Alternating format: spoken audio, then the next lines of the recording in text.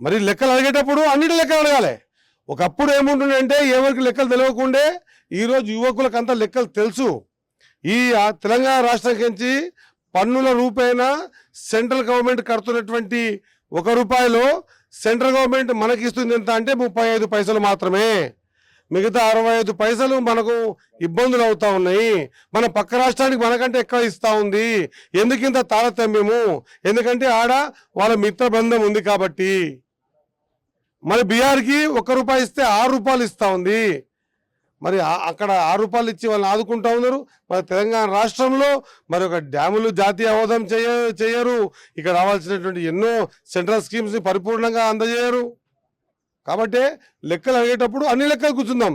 నేను ఇదివరకే చెప్పిన మీడియా మాధ్యమాల ద్వారా, మీడియా మిత్రుల ద్వారా, సెంట్రల్ నుంచి మనకు రావాల్సిన వాటా ఎంత, సెంట్రల్కి మనం పంపిస్తుంది ఎంత, ప్రతి స్కీమ్లో సెంట్రల్ వాటా ఎంత, స్టేట్ వాటా ఎంత చర్చించేందుకు ఏ వేదిక అయినా మేము సిద్ధంగా ఉన్నామన్నమాట మరొకసారి గుర్తు చేస్తూ, ఏదైనా ఇప్పుడే సోదరుడు అడుగుతూ ఉండే మంత్రి వర్సెస్ ఎంపీ, ఇది వారు కాదండి, ఇది డెవలప్మెంట్లో వారు ఒక యుద్ధం చేద్దాం.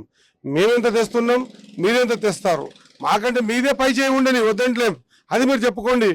మీకంటే మాది పై చేయి ఉంటే మేము చెప్పుకుంటాం.